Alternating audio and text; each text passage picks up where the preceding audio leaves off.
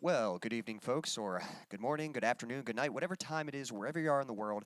Quincy Kane here, and this is live stream number 73. And for this stream, we're going to be checking out a band that I have kind of an interesting relationship with, but I think I would call them one of my favorite bands. But we're going to be checking out some new material from the band Periphery. They recently just released their fifth album. I guess you would consider it their fifth album. I know they did like I don't know if those were considered EPs, the Alpha Omega thing that they did a while back. But it's Periphery 5. Their Gent is not a genre. It's that album. They just released it like not even a week ago. And so we're going to be checking out some material from that album. So, but we're going to give people a chance to tune in. So if you're just joining us, don't be shy. Say hello. Let me know how you're doing, and let me know. Are you familiar with Periphery? Are you a fan of their material? Have you ever heard of them before? Are they new to you? Are you going to be checking them out for the first time tonight, or whatever time it is? What are some of your favorite songs, favorite album? Just let me know. Have you ever seen them live? We'll talk about Periphery some. But while we're waiting for more people to show up, I'm going to go ahead and dive into a song here for you. Hope you like it. This one's called Get Up Again.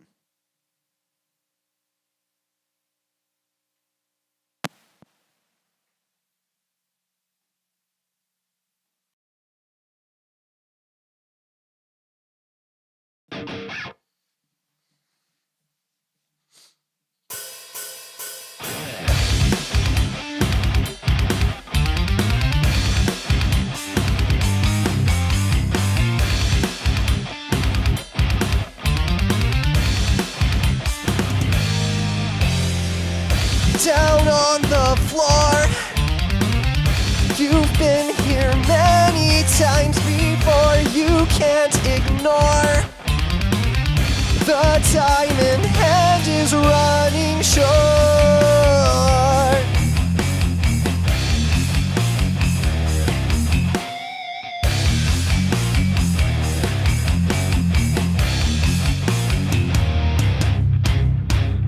No end in sight, and nothing's going right. Why even try? There's nothing left inside you. It always hurts to lose what you wanted, but it feels worse to never have tried it. It's not the first and won't be the last time, so get up again.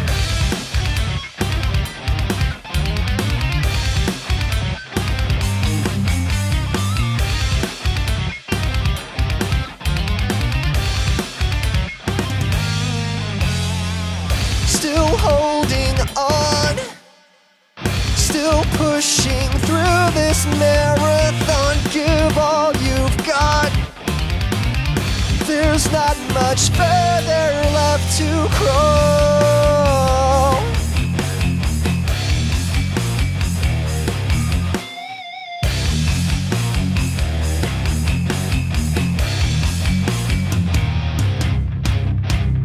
No end in sight, and nothing's going right. Why even try? There's nothing left inside.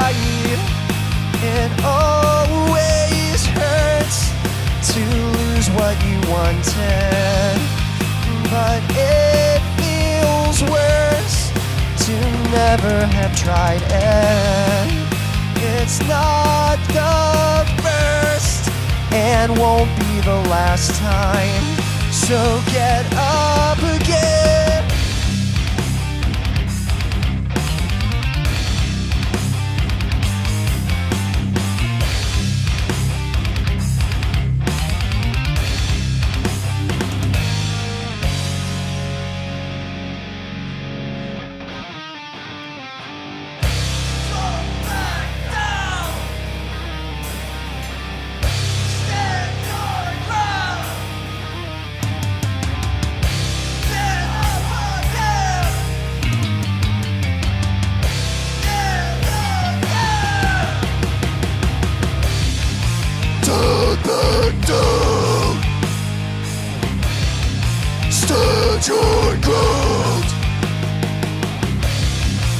Get up again! Yet again! Oh! Thank you. Stan, good to have you in the chat. How are you today? Cut that backing track. Thanks, Stan. Stan says it sounds great. That's good. Glad to hear that. Stan, I hope you're doing well. So for Stan and for anyone else tuning in, we're going to be checking out some new material from the band Periphery today. Now, I don't know about you, Stan, but are you familiar with the band Periphery? Have you heard their material before? Have you not? I don't know if you've heard me talk about them. So Periphery is kind of an interesting band. Thank you. Stanley says he's digging the shirt. What's kind of neat about this shirt, I'll give a shout out. There's a YouTube channel and I guess kind of a business called Musician Mastery. I know his name's Daxton. I think it's Daxton Page. I hope I'm not getting his last name wrong. But he makes great stuff. So Daxton kind of helps musicians like me who are trying to make a career in music and shares a lot of advice in how to kind of navigate the terrain, you know, both online and playing shows and handling merch and just handling the business side of music stuff. And he's actually got like some kind of course that kind of helps with that. And I sort of already have a game plan, so I didn't really want to, I didn't feel that I could invest or that I was ready to invest in something like that. And I kind of wanted to see what I could do with the knowledge that I know, kind of the plan that I have. I wanted to give it a chance to kind of work first. But like he's shared a lot of advice that's really helped me. And so I wanted to support him, and he has a merch store, and so I went and purchased this shirt. I thought this was a pretty cool one, and yeah, so shout out to Daxton, and any other musicians out there who are looking for help with their music stuff, definitely check out Musician Mastery. Thanks, Stan. I do appreciate you that, but it's not so much, I'm not a master at everything. I might be a master, or you might consider me a master at my instruments and my songwriting, and I appreciate that. Thank you. But there's always someone ahead of you in the journey. We're all on a journey, and there's always someone ahead of you. And even for myself, there's plenty of musicians who are better than me, and obviously plenty of musicians or plenty of artists who are further along in their career. And that's a journey I'm still on. I'm still developing my business, my music business, and myself as a recording artist. And so that's something very much that I still feel like a student. I think I've learned a lot. I think I'm a lot further along than I was. But in that regard, I wouldn't call myself a master. It's kind of interesting that you sort of bring that up. There's another YouTube channel I watch called The Pioneer. Now, that's actually a fitness channel. But I really like his channel because he shares a lot of just interesting philosophies about fitness and health and just kind of positive mindset and all that thing. And he sort of was talking about that. He was talking about how, life is a marathon, it's not a sprint. And whatever your goals are, you want to think in the long term. But he kind of talked about that. He mentioned something, I can't remember, there might be a word for it, but something very common in martial arts is that whenever a master would go to another dojo, he would wear a white belt, so rather than a black belt, showcasing that he's a master and he, the master of the dojo. If he's going to someone else's dojo, he'll wear a white belt sort of out of respect and sort of to showcase that he is there to learn. He is there as a student and stuff. So, and I think that's important. I think yes, you always want to strive to do your best, and yes, it's always nice, to receive those compliments or that praise from someone who kind of acknowledges man, you're really good at what you do. And that's definitely a nice pat on the back. But I think it's really important to always be striving to learn, always be striving to grow, keep going. Don't ever settle, think that yeah, I'm good. I know everything I need to know.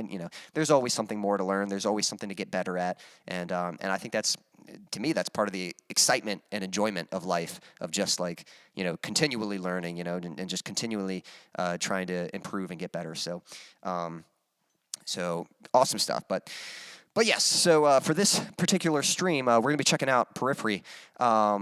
Now, Stanley, I don't know if you saw my email, but for anyone who hadn't, I did send out an email to my email list, which I'll give a shout out for that real quick. If you want to stay up to date with, my song releases and whenever I'm putting out, new content, new videos like this and stuff, there is a link in the description to my email list, and that's where I can notify you, and you can stay up to date with what I am doing, what I have going on. But this past email I actually sent out was a little bit lengthier because I had a lot of thoughts to share about this band Periphery. Periphery is really interesting. They are, without a doubt, like a band that I very much respect and very much look up to, and they have influenced me so much. There's so much I've learned from them. So 3 particular things I mentioned in the email. One, just the music in general. Back when I first discovered Periphery, that's back when I was like just getting into progressive metal. And progressive metal, like, just to kind of showcase a little bit. So before that, I was into metalcore, and I was pretty good, but I just played a lot of power chords, a lot of stuff down here. So, a lot of killswitch engage riffs, a lot of stuff like this.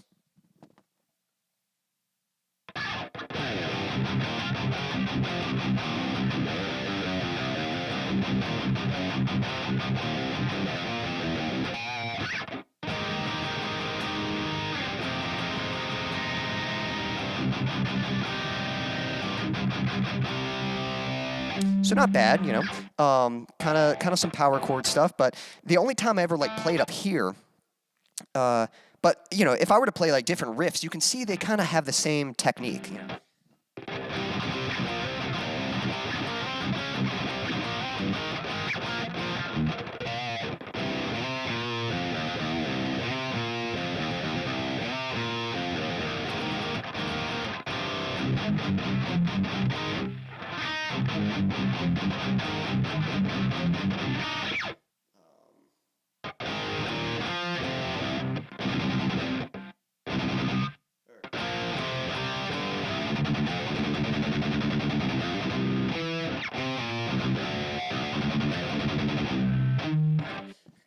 I haven't played that in a while. That's a good one. I'll need to check it out.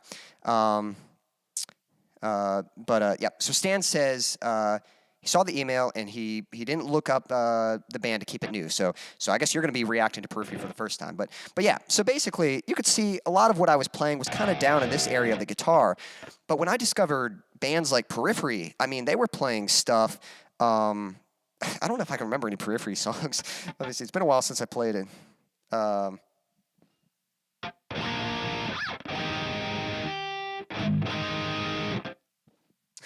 I don't know if I can remember any Periphery. One example is Between the Buried and Me. They were playing stuff like.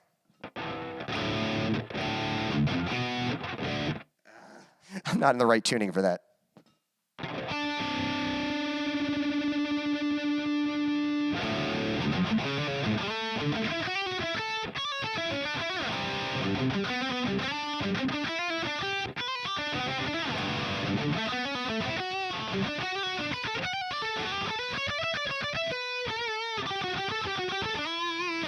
You see the difference? Hey, James. Thanks for joining us, man. What's up, Quincy? I am obsessed with the new Periphery record right now. Awesome. Yeah, we're going to be checking out some of that in a little bit here. I'm talking about how when I first discovered progressive metal. So I don't know if you can see the difference there, but a lot of the metalcore stuff, it's kind of just a lot of power chords like down here. And yeah. Yeah, a few more strings for some Periphery stuff, maybe. They had a few 6-string songs. I don't know. I think they still do 6-string stuff, but you're right. They definitely do a lot of 7- and 8-string stuff. At least I think they do 8-string stuff. Yeah, you can kind of see the difference. Like that Between the Buried and Me riff, uses the whole fretboard, which was a lot different than what I was used to. And so I was kind of like, man, how do you write something like that? How do people do that? And there were other bands along with Periphery, other progressive metal, technical metal bands. And I just sort of set out to kind of start learning that. And so Periphery was definitely one of the bands that was very influential in how I started approaching the guitar and songwriting and learning how to play like that. So a lot of those bands, helped me become a better guitarist. The second way that Periphery has been very influential to me was was in my my mixes. Which, speaking of mixes, we're joined by GFC Studios. Stanley, this is James. James and I have been talking a bit. James, this is Stanley. Stanley is a friend of mine and often attends the streams. But James is a really good mixer, really good mixing engineer, and has some great sounding mixes and stuff. So definitely check out his channel and what he has to offer, and some of the songs that he's produced. But yeah, for myself, just kind of learning how to record and mix songs and wanting to sound better. One of the first things I discovered was like I needed reference material. Like the first thing I did when I was first mixing, I would just grab a song I liked. But I suddenly realized that just because I like a song doesn't necessarily mean that the tones are going to be my favorite tones. So for example, probably the first song I went to was My Curse by Killswitch Engage. I love Killswitch Engage, one of my favorite bands, huge influence on me musically. But when I started comparing like the mixes, like the sound of the drums and the sound of the guitar tone and the bass tone, the Killswitch tone wasn't exactly my favorite. I mean, don't get me wrong, it sounded great, but there were just other sounds that I personally liked better. And in that same argument, like even bands that I didn't really like I'm not a huge Bullet for My Valentine fan. I mean, they're fine, their music's never really resonated with me, but they have a great drum sound. If you ever heard those drums, Bullet for My Valentine has some really well-produced drums.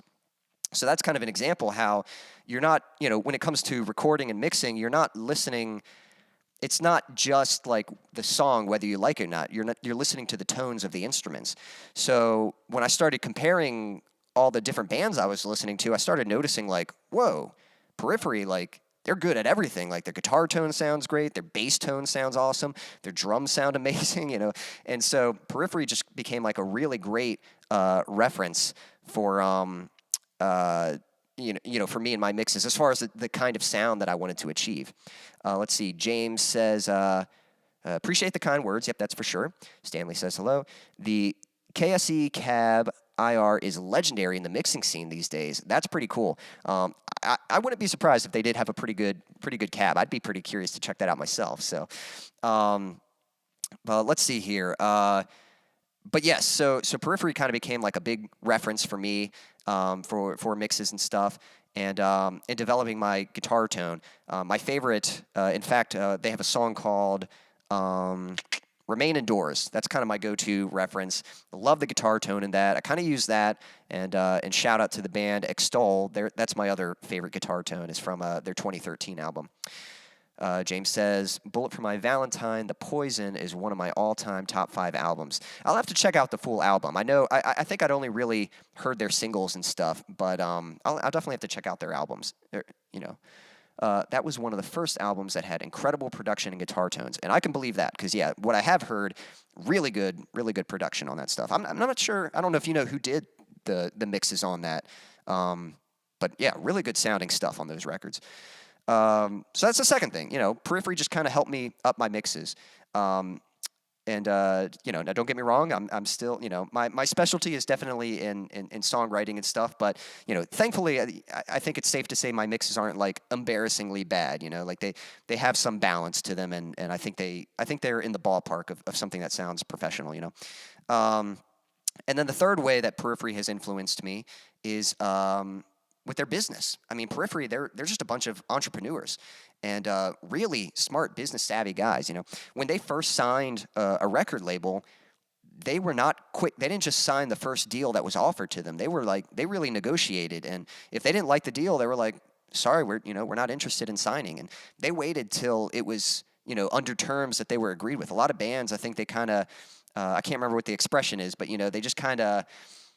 They're not thinking clearly, They're seeing with, well, I don't think rose-tinted. I think that's an expression for something. I think that's for like nostalgia. But you know what I mean. They just kind of take the first deal that's offered to them because they're kind of overexcited. They don't really take the time to step back and recognize, hey, is this actually a good deal for me? And so Periphery, they signed a good deal when they did have it, and now they've since then, they've built up an audience and they've created their own businesses. Their productions they make drum samples out of their drum productions and stuff. And then Misha Mansour, the guitarist, has a guitar company, for like pedals and strings and things like that. So they have these other side businesses. Those are other sources of income. And they've since left their label and started their own label. So now they're producing their songs independently, so they get to keep all the, all the royalties and stuff. And that's just pretty awesome. So that's definitely very influential to me in what I'm trying to do. I definitely look to them to learn a lot. James says, Colin Richardson produced and mixed The Poison. He's a great engineer. That name sounds familiar, so I have a feeling I've probably heard that before. I'll definitely have to check out and see what else he's done. But so that's the interesting thing about Periphery. They've influenced me in so many ways. I have so much respect for them. But I have one tiny little criticism. And James, I'd be curious to hear your thoughts on this. My one critique of Periphery, I'm not a big fan of their song arrangements. To be honest, whenever I hear like a snippet of one of their songs, like when I hear like a riff or like just a teaser or a clip, I'm like, man, that sounds awesome. Like I always love their musical ideas. But a lot of times whenever I hear the full song, I think sometimes it can be a little self-indulgent. Sometimes it might play the riffs a little too many times. In other words, like it doesn't really leave me wanting more.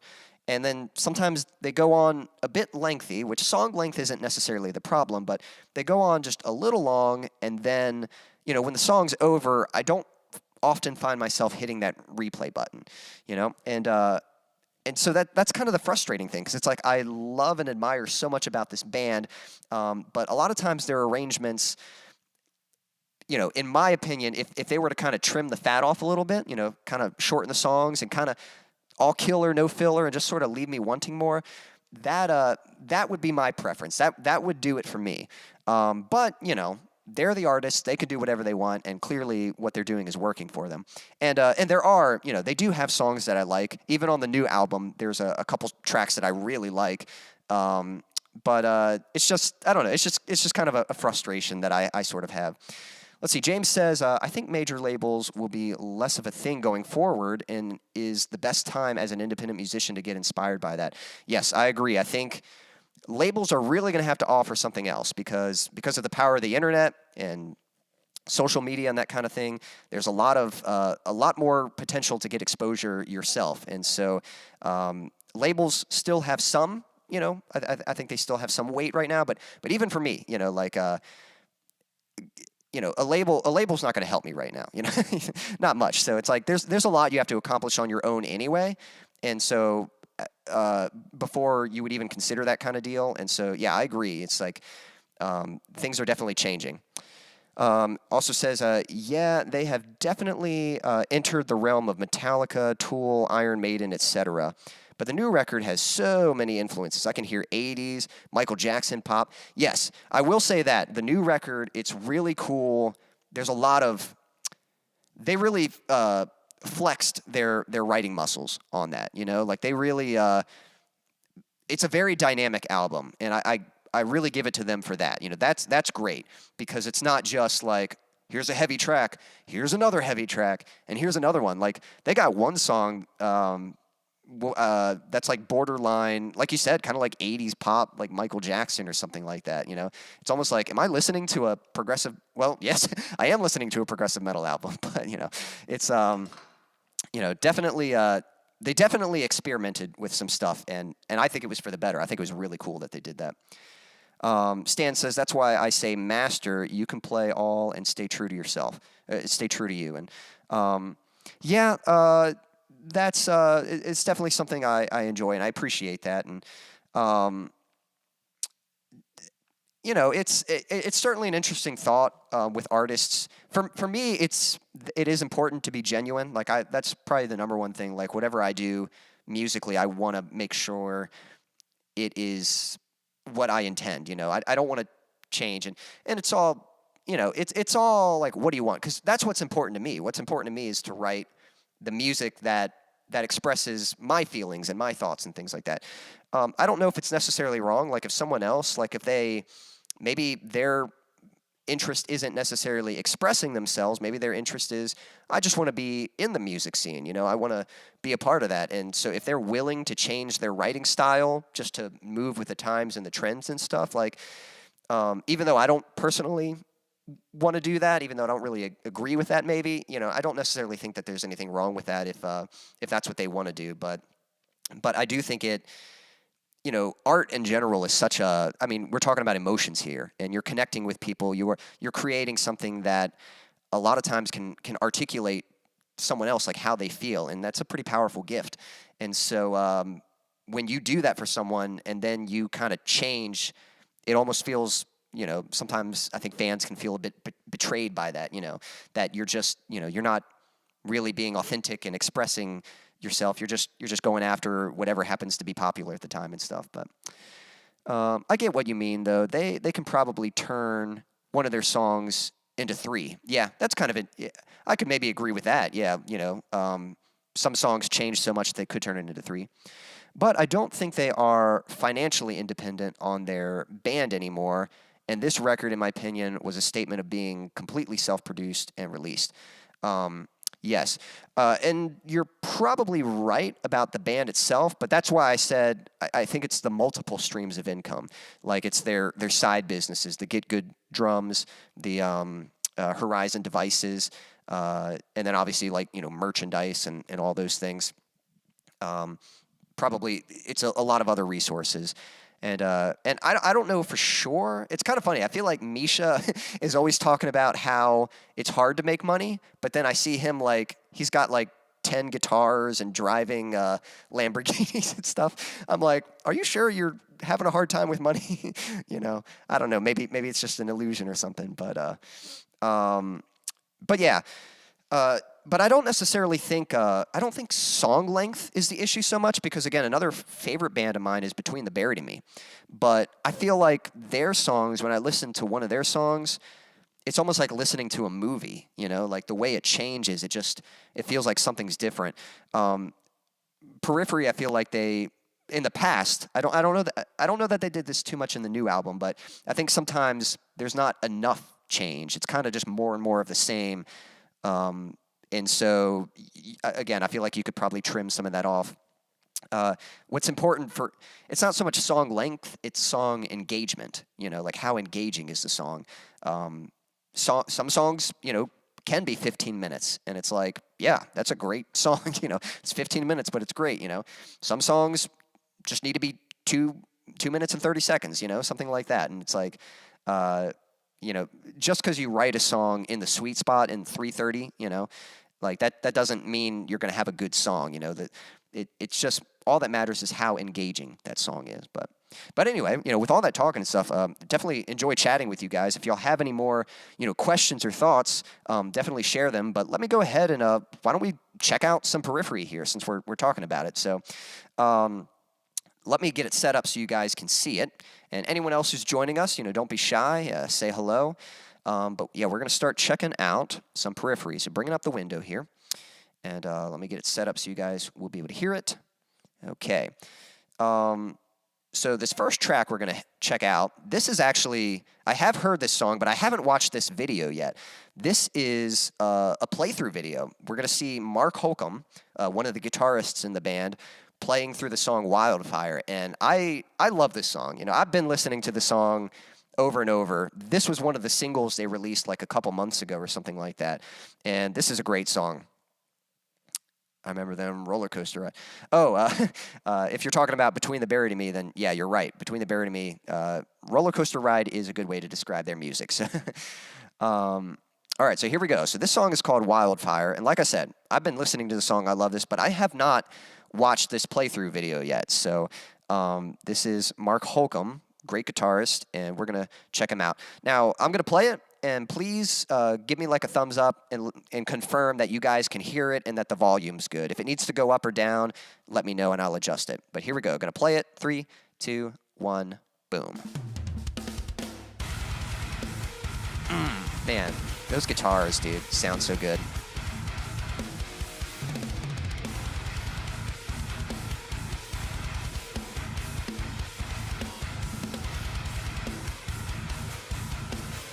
Wow. James says this was a demo on GGD like 3 years ago. And it's kind of funny because now that you say that, it does sound kind of familiar. Like in that sense. Like I can almost imagine the GGD ad. And you're right. It's amazing like how well this turned out.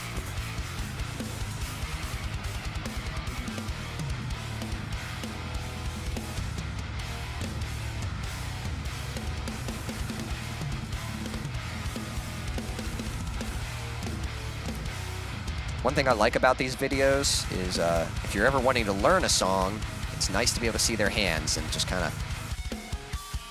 Let's see. It looks like... That might be...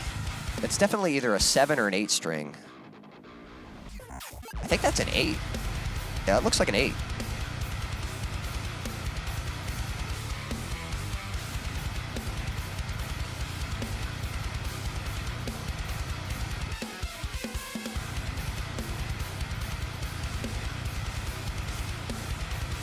Okay, Stan says maybe up on the volume a tad. I'll turn it up.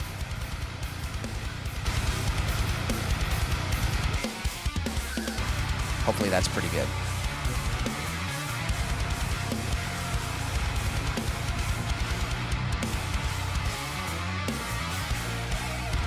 Got some nice noodling, some nice squealies. James, what kind of guitars do you like? I know Holcomb plays these PRSs, and I've always thought PRSs are nice. I kind of like them because I'm such a big fan of Between the Buried and Me. And then I know Misha plays Jackson.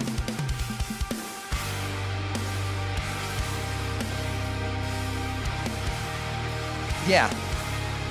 He says, I love that bit where you can hear Halpern, the drummer, counting 1, 2, 3, 4 through the close mics. It adds so much character. Yeah, I love that kind of stuff. I don't know if you're a fan of Silosis. They just released a track today called Deadwood, and they kind of do a similar thing. At the very end of the track, he screams like it's just a solo vocal, but it's from like some kind of room mic. It's not from the main vocal mic, and it's a really cool effect.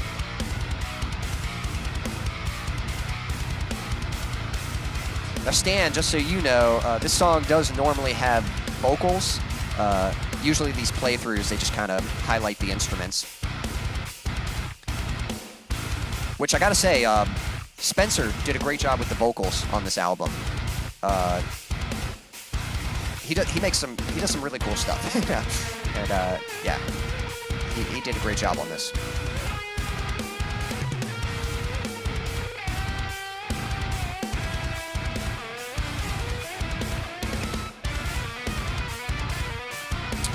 Not heard that yet. Love Silosis and Josh Middleton in general. I'll check it out. Yep. Just came out today. I didn't really know it, but I was just like perusing online, and Josh Middleton was live on Instagram. And I was like, man, I gotta watch this. And I asked like 4 questions, and he answered all my questions. So I feel like so so lucky that he like, out of all the comments, like he picked mine not just once, but 4 times. So it was pretty cool.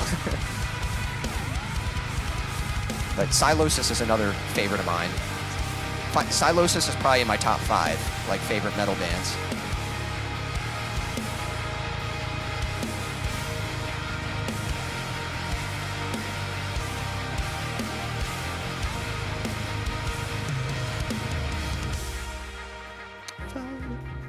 Oh, I love this bit. They're probably going to fade out. Yeah, so it looks like the song is going to end, but I think it's neat how, like, there's more than one way to produce certain sounds. Like, when you hear the distorted guitars and the drums, it's so aggressive and compressed and in your face, and it's so bright. And then when it goes to that little jazz bit, it's, like, so soft. It's like the opposite, but it sounds right, you know? Like, it sounds so good. Those pianos sound so nice, and the drums being soft, and it's a little more dynamic. It's a lot quieter, you know? It's not as compressed and it's up in your face. And I saw someone leave a comment, and I thought this was a good way to describe it, but it's like a nice palette cleanser. And they do that a lot in the album, where like at the end of a song, they'll kind of have these like little soft like cinematic breaks, and they kind of, it's like a palette cleanser. Yeah, it kind of gives you something different so that the next song comes in and it hits hard. You're not just going from a hard-hitting song to another hard-hitting song. So I give them credit for that. Like those little like cinematic bits or the little jazz bits, like those breaks, they do a good job with those other musical bits that kind of happen and stuff. So yeah, so that was the playthrough for Wildfire by Mark Holcomb, great guitarist. Awesome track. That is a good song right there. Looks like there's a couple other PRS videos here. I'll have to watch those later. I'll come back and watch those. Let's see here. James says, for guitars, my favorites would be a classic ESP with EMG pickups or anything by Ibanez. You have good picks right there. Really love Strandbergs too. Yeah, Strandbergs are kind of interesting. I'd have to play them myself, but they're definitely interesting guitars. I know Pliny plays them. And you know, they seem cool. You know, I think the guys from Native Construct, I think they might play Strandbergs too, if I remember correctly. So awesome. So that's the first track. I think we're gonna watch another playthrough in a moment. Here's another video I haven't seen, but Matt Halpern just a couple days ago released a drum playthrough for one of the songs. I don't know if you guys heard that. 1 second. Sometimes I'll get these little like glitches. All right, there we go. That should fix it. Cool. So yeah, Matt Halpern, great drummer. And so we're going to check him out. But first, I'm going to go ahead and play a little music for you guys. I think I'm going to play an instrumental myself for you. And then we'll dive into this Matt Halpern playthrough. So let's see. Stanley says, you know me, I listen to both. Sometimes the music is great, yet lyrics not so much. And then lyrics are awesome and music not so much. And yeah, that could definitely be kind of give or take. I actually, I do enjoy some instrumental stuff, but I love vocals. You know, I love a good vocalist, and I like melodies. You know, so and I like singing along with something. So I do like some instrumental stuff. I do listen to a few instrumental tracks, but I definitely prefer vocals. With that said, I'm going to play, well, let's see here. I was going to play an instrumental. I tell you what, with that, now that I'm talking vocals, and since we just heard an instrumental, let me sing something for you guys. So I'm going to sing a song for you, and then we'll check out another clip from Periphery. But if any of you guys have any questions or any thoughts about Periphery, the track we just watched, guitars, you know, anything, whatever you want to share, leave a comment, and I'm going to play a song for you. This is the one you've all been waiting for. This one's called Waiting.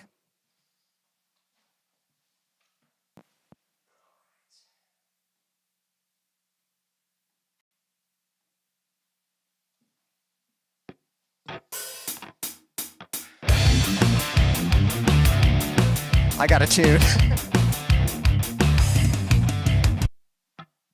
Super professional. When I was playing Between the Buried and Me earlier. Yeah, I tuned it for that. Take two.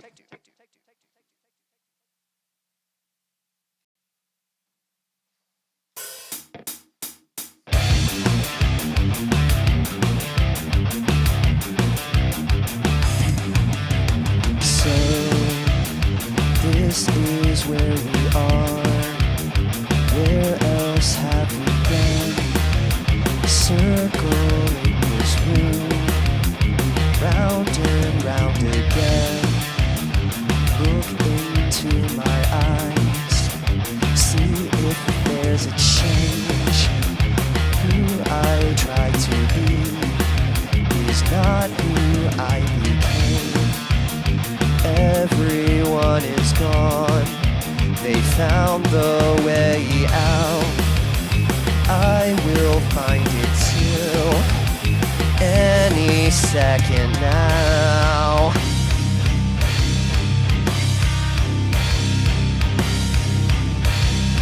But will you find me? I'm still waiting. It seems so long ago since we first began. Now that it's today, maybe this will end. Seeing no results has got me feeling down, but I'll be up again any minute now. Hey Daniel, good to have you in the chat. But when you find me, I'm still waiting. I'm still waiting.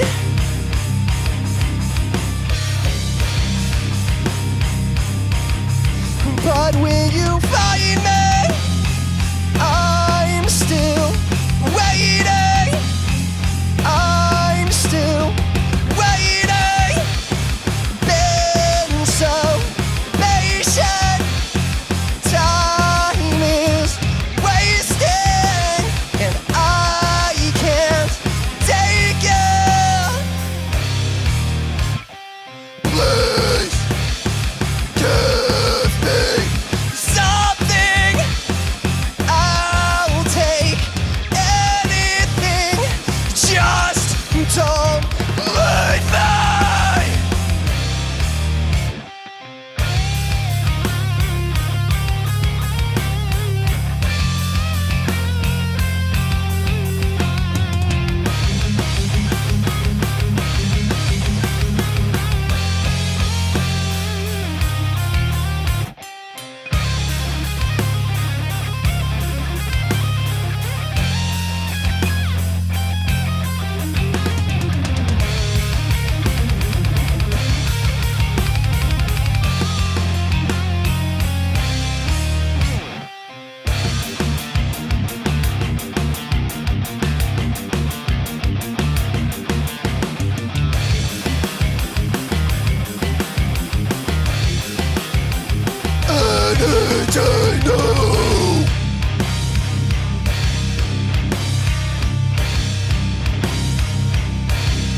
But when you find me, I'm still waiting.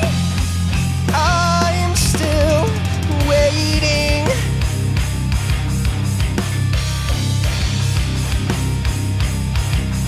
But when you find me, I'm still waiting. Waiting. Thank you. Again, that song was called Waiting. All right. Whoop. Yep. Daniel, good to have you in the chat. Let's see. It says, good afternoon, at work at the moment, just stopping by. Well, glad you got to catch a song.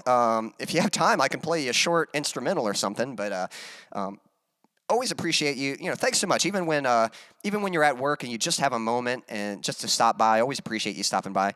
How you doing? You doing well? Hope you've had a good week. Hope everything's been going smooth for you.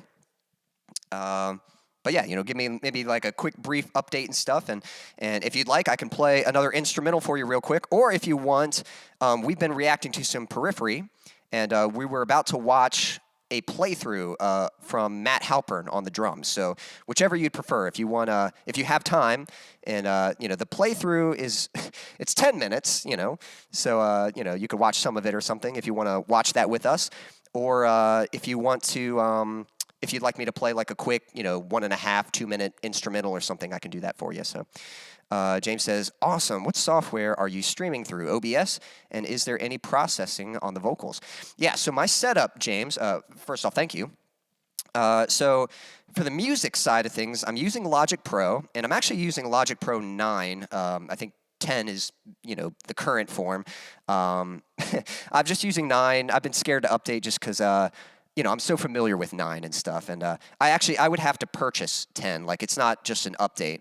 I would have to, buy that DAW, and I'm scared of losing like all my templates and stuff. So, so for the music side of things, I'm just going into my interface, into the computer, and I'm using an amp sim. So I'm using the Legion from Lepou, and I'm using Ignite Amps NadIR impulse response. So, and the cab is some kind of Marshall 1960 thing. So, and then for the vocals, so I'm using this is a Sennheiser E835. So I actually do these streams at my church. So I've got one of these mics that I'll use, for like, shows and stuff. But I just grabbed this one from the stage there. And this is going into a preamp of mine. It's a pretty old preamp. It's probably the next piece of gear that I will try to update once I, get a little bit of money to do that. But it's been hanging in there. So going into a preamp with a 80 hertz rolled off. And then from the preamp, it's going into a compressor. It's and again, this is kind of, just some kind of home studio. Like, this is really small. Like, I'm pointing over here because it's all over there. Really small, just easily portable stuff. This was from, I'm trying to think, what is it from? PreSonus. So it's the PreSonus Tube Pre and the PreSonus Comp 16. And so I have some compression settings dialed in. I don't know, like, it definitely helps. I'm not going to say it's like doing a huge amount of compression. But, I kind of played around and based off some research. These are the settings I use when I record vocals myself, although I use a different mic when I actually record vocals. I use a, what is it? Man, I'm forgetting a condenser mic, So this is a dynamic, of course. And then this is going into the interface, which is coming here. And then let's see. Yeah, so for the vocals on the signal chain in my DAW, I've got some EQ, just cutting out a little bit of mud, rolling off a lot more, rolling off about 180 hertz. I have some compression happening here. I probably recorded and then dialed in some compression and just tried to find some general settings. I actually have a limiter on here. I don't know if you're familiar with the LoudMax limiter. It's like a free one. But it's a pretty great limiter, I use it on everything. So, and then I have one last bit of EQ after that, and it's it's like a boost on the high end and then kind of cutting down. So kind of just a gentle boost on some of the highs just to give it more air. And then I have some automation on the track for the vocals. So let's see here. Yeah, Sennheiser is good, Daniel. Let's see here. I have automation on the vocals, so for the quieter bits, the fader actually turns up when I'm singing quieter, and then the fader will turn down for sections where I'm singing a bit louder. And then you probably noticed when I stopped the track, but I also have delay automated. So if I skip to a track, and yeah, so if the what do you call that? The time, the marker or whatever. If it's on the track, then there's some added delay there. And then it turns off in between the tracks so that, you guys don't have to hear that echo every time I just talk. So yeah, I think that's all the processing I have. Yeah, for the vocals and stuff. And then, yes, I am using OBS for the streams. So I've got all that routed so that you guys can hear my DAW and the backing track and stuff. And I think that's pretty much it. And then, I had other things happening. So let's see here. So doing great, just finishing up work. Sennheiser's good. That's what my wireless pack is. Oh, Sennheiser. Yeah. I think I remember you. Yeah. Did you make a video about that? You might have done something like that. Unfortunately, I have to head back to work. I will watch the stream later. Y'all have a good night. Daniel, always appreciate you stopping by. You have a good night. Hope the rest of your work goes well. James says, never heard of the Comp 16. Just had to Google. Looks like it's great for portability. Yes, it is pretty nice. I've got my whole rig just kind of taped together right now. I've got the interface I'm using is again, all this stuff used to be my brother-in-law's. He got this stuff probably back in maybe around 2010, but maybe even before, maybe 2008 and stuff, And I kind of learned on this stuff and then ended up buying this stuff off of him. And I kind of you know, I liked it. Like, it's good stuff. Like, yeah, it's old, but, you know, it's been good. It's done well for me. And so, you know, there will come a point where I'll update, but that time hasn't come yet, you know. So, but using a Behringer FCA 202 interface, and like it's just in like I can't even plug a mic into it. You can only do instrument cables, and so the mic I have to go into the tube pre by PreSonus, and then that goes in the Comp 16. So you know, yeah, they do well. My one, you know, the Comp 16, it's a little limited on your settings, like how much compression you can dial in. They're not my favorite settings, but you know, I've played around with it some and found what I think are probably the best settings for it, as far as I can tell. And you know, it's certainly better than nothing. Like going through a little bit of compression beforehand rather than just going through the tube pre directly into the interface is definitely kind of a nice thing. So definitely better than nothing. But I'll probably at some point I'll probably update my preamp next, and then I would like to purchase like a nice compressor to go into. But, you know, this gets the job done for now. I'm just thankful I've got something to do what I like to do. So, awesome. Well, guys, I think we're going to check out this playthrough video now. Check out some drums here. So, James, I'm curious, do you have any favorite drummers? Stanley, do you have any favorite drummers? Matt Halpern would be up there. I don't know if he'd say he's my favorite, but he's definitely, like, you know, I'm always interested to see what he has. My favorite, there's a couple. Again, I like Blake Richardson from Between the Buried and Me. He's potentially my favorite. And then I also really like, oh my goodness, what's the name? Appreciate that, James. Yeah, sounds great. Doesn't matter how old things are. And yeah, thanks. I think that's good advice right there. That's true. You know, doesn't matter if it's old. All that matters is does it sound good or not. You know. Alex Rudinger, yeah. Alex Rudinger, he's a favorite of mine. Like, that dude is a machine. He's an awesome drummer. So those are a couple favorites. I feel like I'm... And then Matt Grainer from August Burns Red. Like, I think he is, like, the highlight of that band, you know? Like, he is just such an amazing drummer, you know? He's a good one. Yeah, my big influence is Lars. Love Matt Greiner, too. Yeah.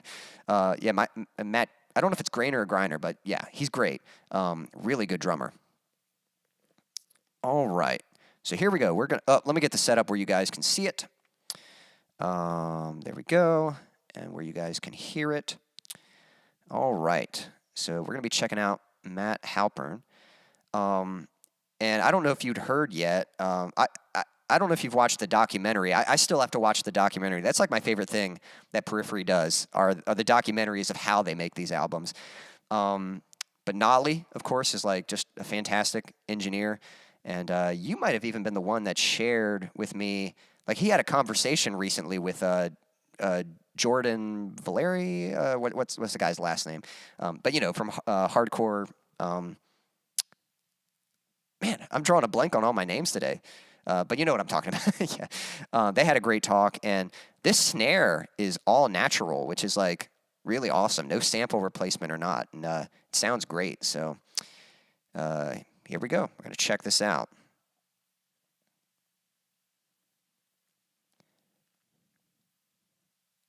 You Valeria. already found Yep, Fiverr. that's right. Hard part is over. Now find the perfect freelancer. All right, here we go.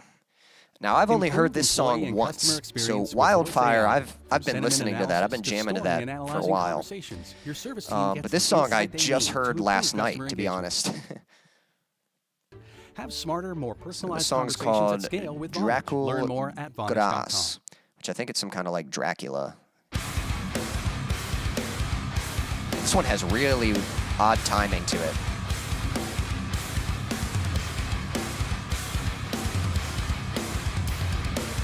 That sounds really good.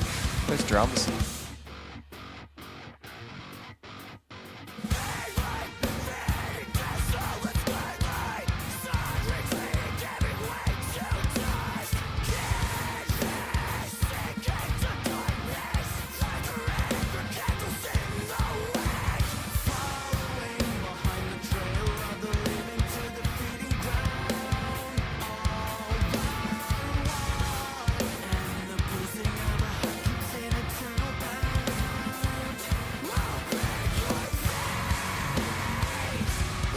Periphery is very good at like really exploring all the different rhythms you can play in 4/4. Like most of their songs are 4/4, but sometimes you wouldn't even know it because they do some really odd rhythms. And that's impressive. He's doing that. He had that hi-hat going. See that? With his pedal foot.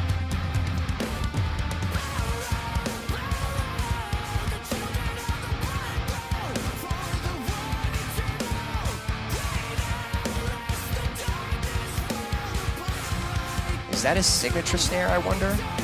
It's just monstrous. I wonder, yeah. I would think he would use his signature snare.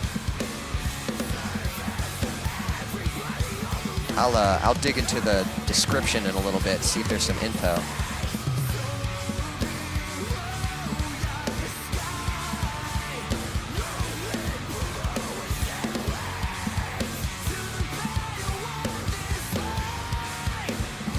I like how snare sounds beefy, but it's got like some proper snap. Like I like a nice snap, crackle, you know, pop to my snare. I like that pop. Like I like some good, you know, like high end.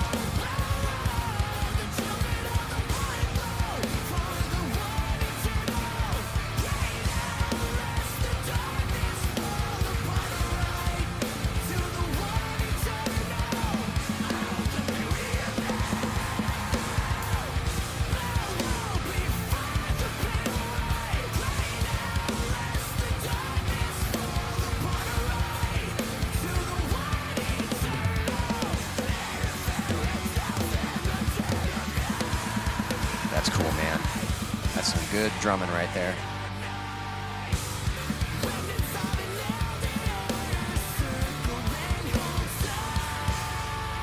I was just talking with my brother last night.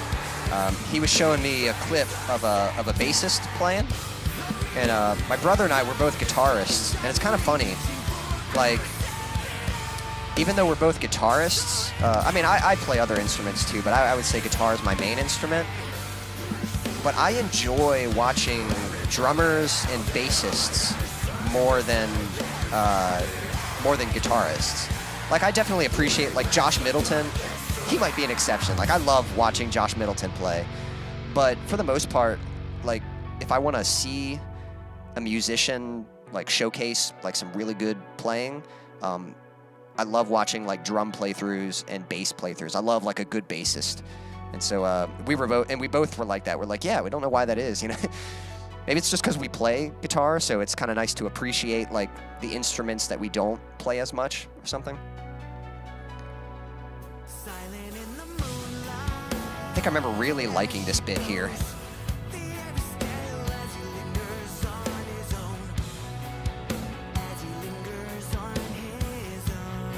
If I remember, this part kind of gives me like some, kind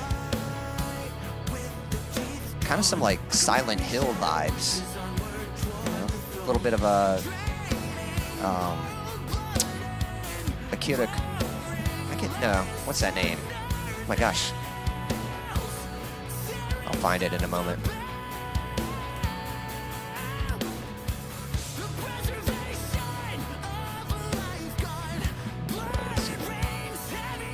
Akira Yamaoka, the guy who did this Silent Hill soundtracks. I think it was this track. I hope I'm not confusing it with another one.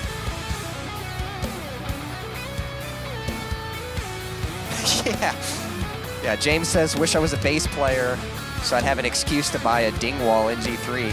Yeah, if I ever got a bass, that's the one I'd want to get. Stan plays bass, so Stan, use that excuse and get yourself a Dingwall, because that is a monster of an instrument. Oh no! Oh, there's an ad? You can't put an ad in the middle of a playthrough. It's good to have someone believe in you, right? Okay, well, we will resume with the drum play in a moment. Here we go. Nope. Another ad. Here we go. 3, 2, 1. Nothing. Skip. Back to jamming.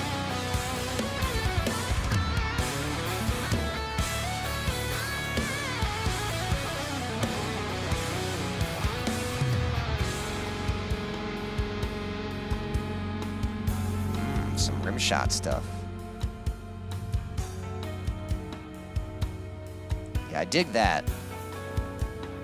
I like the way that sounded.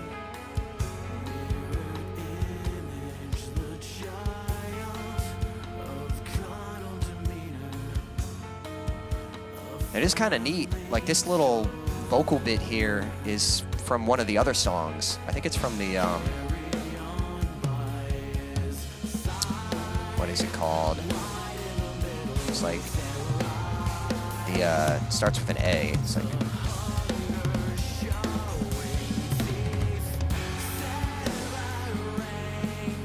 so that's kind of cool, you know. Definitely, that's a prog thing to do, to sort of like reference other tracks.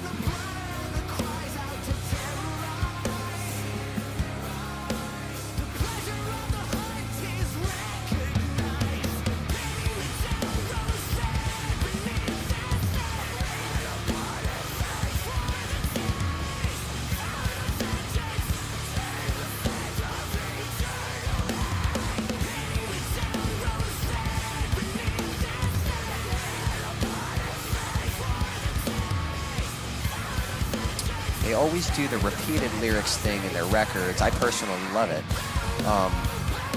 That might be something I hadn't noticed before, because as you heard, you know, like I'm pretty sure I've listened to all their albums, but I probably only listened once through most of them, and so I haven't always caught that. I don't want to say I'm a singles guy, but you know, I definitely like, you know, I can be finicky with albums. Bring Me the Horizon do that too in some earlier albums. It's a really cool thing. I'll have to keep an ear out for that. I will say, you know, after this album, I have wanted to kind of go back. Like, I want to listen through Periphery's discography and just kind of go with like a fresh perspective and like kind of go in sort of knowing more what to expect and see if that changes my opinion of how I feel about some of the songs.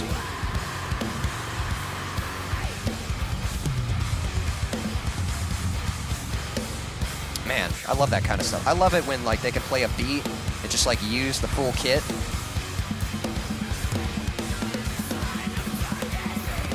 Like that, that's great.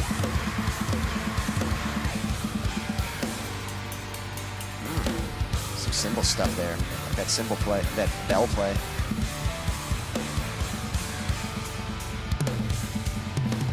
Gosh. Yeah, I just love watching a good drummer. That was nice.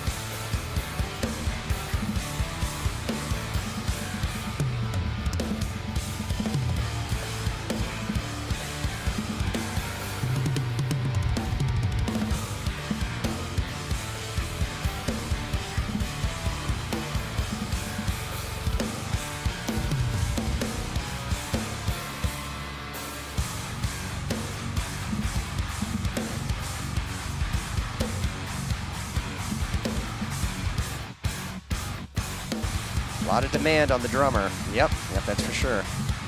Is that a ride or a big crash? Both? I don't know. He's got a lot.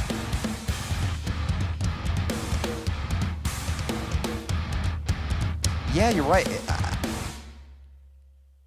Yeah, I don't know. I don't know if it's I don't know if it's some kind of cymbal that kind of operates as both, like it's kind of a ride, but it has sort of like a crash to it. Man, that was great. Yeah, I love watching a good drummer. Let's see.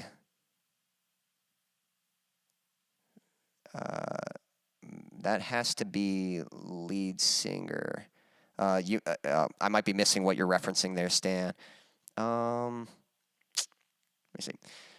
His ghost note ability is next level. Yeah, love his ghost notes. I love how it fills things out, you know. It's like no empty space. There's always like something, but in a good way, you know, like it helps. I don't know. Again, it fills out in a good way. It's not covering anything up. It's not, you know, distracting or anything. It just fills in that empty space and kind of ties things together nicely and just makes it sound fuller. Like, yeah, his ghost notes are great. Matt's an awesome drummer. He's a fun one to watch. So let's see if there's any info here. Like, I'm curious. Now, it says here Matt plays Pearl drums, Meinl cymbals, Pro Mark drumsticks, Evan drum heads. This was recorded and engineered at Magpie Cage Studios by Matt Redenbo, mixed by Adam Nolly, get good, figured.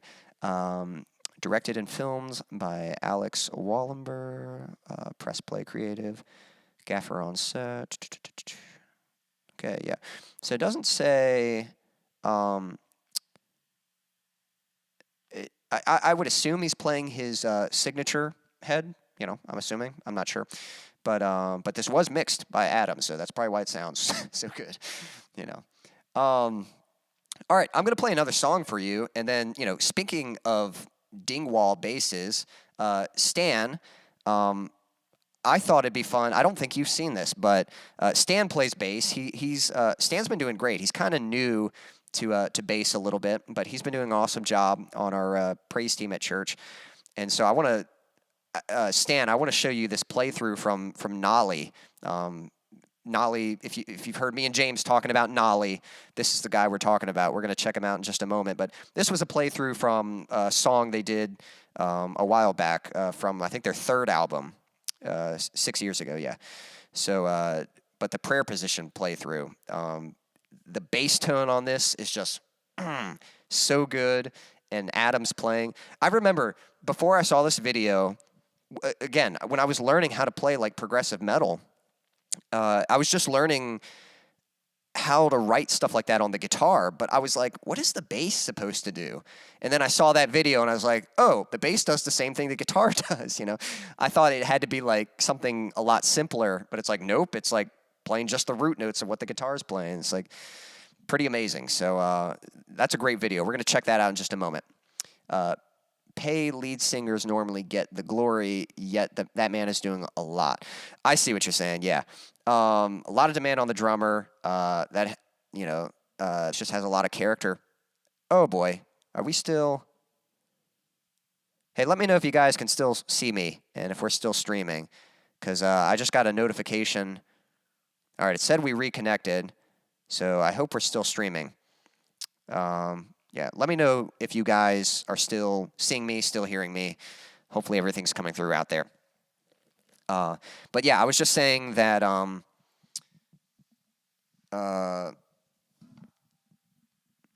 it stopped for a sec. Yeah, is it back? Is it working now? Yep, just let me know if it's working, you know, and then I'll continue. But yeah, I just got a notification. It was like OBS disconnected for a moment. So hopefully, it says it's reconnected. So hopefully it's working all right. But yeah, just waiting for some confirmation from you guys. There might be some delay before yeah. Okay, yeah, all good now. Cool. So yeah, usually every band has kind of a member of the face. I think even, what was it? I'm drawing a blank on the, there's one band, I think Red Hot Chili Peppers. I think they're known. I think their bassist is kind of popular. I think that's the band. I might be confusing them with another one. But yeah, usually there's kind of a face. I will say in the genre of progressive metal, I think usually the instrument, it's the other way around. I think usually the musicians are the ones who kind of get the credit, you know. You kind of feel sorry for the vocalist in like progressive metal bands. Sometimes there's a lot of people who, Flea, that's right, yeah. But there's a lot of people who actually wanted Periphery to be an instrumental band. You know, they were like, you know, they didn't like Spencer's vocals. I think that has since changed, and there are a lot of people who, like, whenever I see Periphery comments now, I see a lot of people, you know, giving a lot of credit to Spencer's vocals. And so, yeah, so he's definitely getting some credit now. But a lot of times it is like the drummer or the bassist or the guitarist in a lot of these progressive metal bands. They do get a lot of yeah, that's right. Yeah, Will Ferrell's brother. Yeah, Chad Smith. Yeah, but yeah, I think in a lot of these progressive metal bands, it is, you know, a lot of the musicians who get a lot of credit and stuff. Yeah, interesting things. All right, we're going to check out this bass playthrough in a moment here, but let me play another song for you. I think I'm going to play a quick instrumental for you. So let's see here. All right. So let me just get this set up real quick. This is just kind of a simple little instrumental. I thought this one, this is one that definitely, when I wrote this, it had some kind of Periphery influence. So I thought this would be a good one to pull out for this stream. Let's see. Okay, yeah. Let's see. Yeah, Spencer is one of the best vocalists in the world right now, period. He can do literally any style. Yeah, he is a pretty incredible vocalist. So the guy can do, yeah, he's got a lot of flexibility with his voice. There's not much that kind of holds him back, you know, which has to be nice. You know, it has to be nice to have that freedom with your voice to just, like, if you have an idea of what you want to do for a song, you can do it. And he's one of those vocalists that could definitely do that. So, all right, so here's an instrumental. Yeah, just a nice, fun little one to play. But this was one that definitely has some Periphery influence, so thought it'd be a good one to pull out. So hope you like it.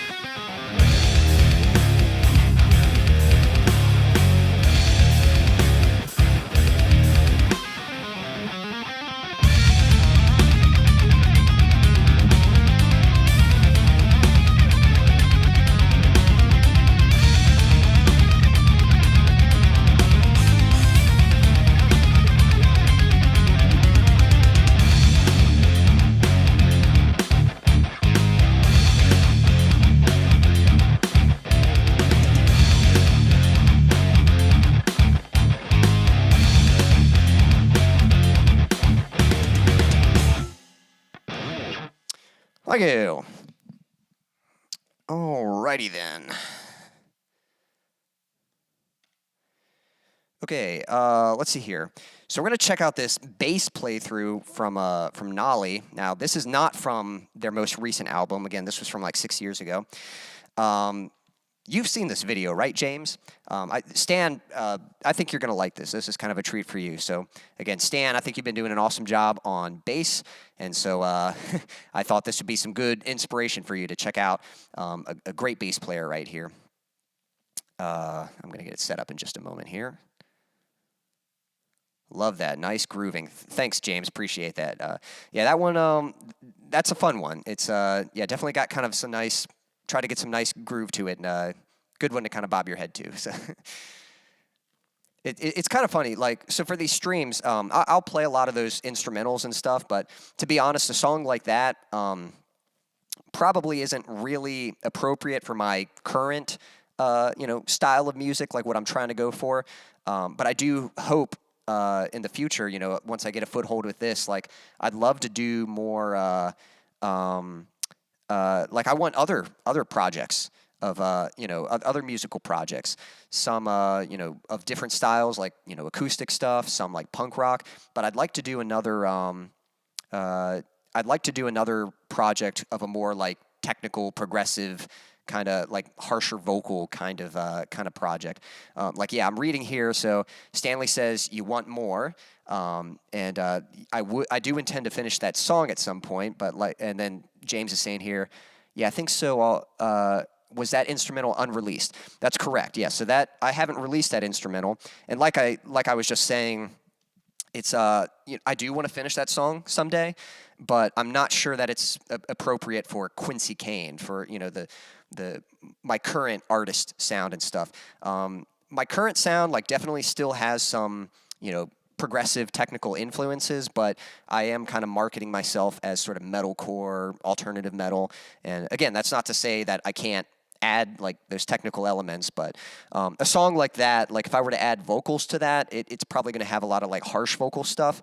And so to me, that just feels like it sounds like it belongs in a different project, So sometime in the future, I would like to have another project that's has a little more harsh vocals, not as much cleans, and it would probably be kind of heavier stuff like that, more technical kind of prog stuff like that. So I have a few instrumentals like that, and again, I play them for these streams a lot, but they're probably going to remain unreleased for a while. So, but glad you guys enjoyed it. So yes, I think so. Although I mostly watch Nolly's guitar demos. Yeah, Nolly's a great guitarist too. It's kind of funny because usually people have made the joke, like in Periphery, that usually the worst guitarist is the bassist, but in Periphery's case, it might be the opposite. It might be the best guitarist is the bassist. Which technically Nolly is not the official bassist of Periphery. They just play with a backing track live, but he still tracks the bass for their albums and stuff. So he kind of is the bassist. Yeah, it leans more to screams and singing, I think. And you're right. Yeah, a lot of stuff. When you're doing a lot of kind of those notes, it's a little harder to write a melody over that. So it's a little bit easier to have some kind of like a harsh vocal, some kind of screaming over top of something like that. Now I would probably still have clean sections, but yeah, the primary vocals would be screams. That could fill the album, it as a teaser, fill out the album as a teaser, maybe a little bit, yeah. He's so good, they didn't replace him. They just have a backing track, like you said. Yeah, you're right, yep. And I think, I don't know. It feels like the right choice to me, It's like, because again, he still tracks the bass, but it's kind of out of respect for him just to kind of, I think he wanted more so to focus on the engineering side of things rather than like the touring. And I don't think they really needed another bassist, if he was still able to lay down the tracks, they just kind of let him do it, and not much reason to have anyone replace him and stuff. But yeah, that's pretty funny. So Stan, this is for you. I think you'll enjoy this. I'm a huge, as you can probably hear, I'm a huge fan of Nolly. This is Adam Nolly Get Good. A great musician and a phenomenal engineer. Like, his mixes are the best. His stuff sounds so good. He's awesome. So, definitely my favorite, like probably my biggest influence. I follow Nolly a lot. So definitely my favorite, person out of Periphery. Although I enjoy pretty much the majority of the band. I say that like I enjoy the band. I like all the members. There's something special, but Nolly's my favorite. So, all right, here we go. This is the Dingwall bass we were talking about. So this thing sounds, this is like a perfect bass tone. We need to get this bass tone for you, Stanley.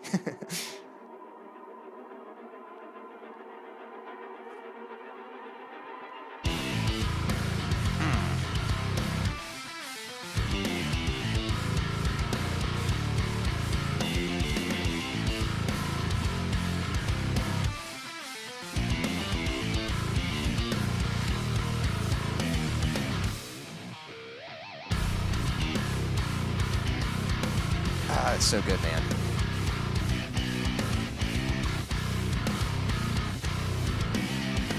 He's talked about the way he plays bass, and it's kind of funny. Like, he tries to play it so it sounds like a MIDI, you know? So it sounds like a programmed bass. And, I don't know, to me that concept's kind of funny because, like, yes, that sounds so good, but I guess there's still that human touch to it. But it is very consistent.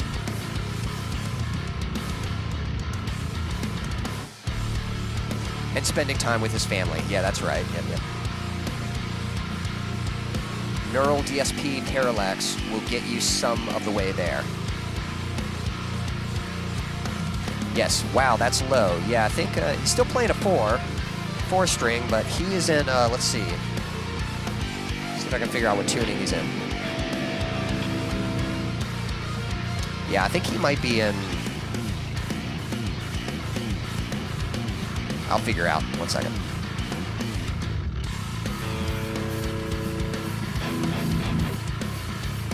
Yeah, I think they're in A.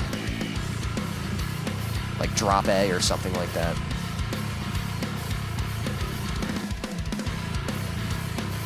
I think I remember seeing his live rig. I'd have to look up some video stuff again. The lowest note I'm hearing is an A.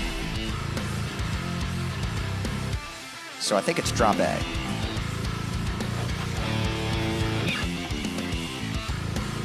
Yeah. That low string's tuned to an A. Yep. Step up from F. Yep.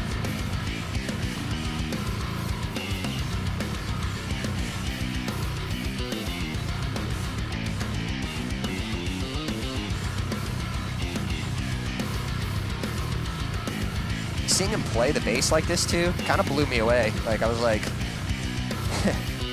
because again, for this style of music, like, I didn't know what the bass was supposed to do during all of that, like all that guitar noodling, and I was like, oh, the bass is doing the same thing.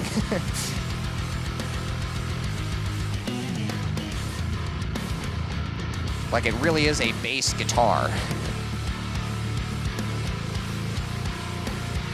It's like a rig you would use in the studio, but for live use. Compressors, EQ, the works. Yeah, I can imagine. I'm pretty sure I've probably seen Nolly play live because I have seen Periphery live, but that was back in like 2012. So I'm pretty sure Nolly would have been playing with them. But that was like back when I was first getting into them. So like all I knew was I liked their music. I didn't really know the members of the band all that well.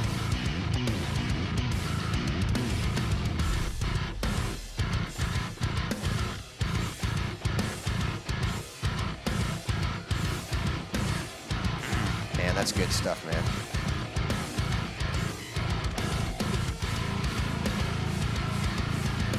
Yeah, I can imagine that helps make things tight.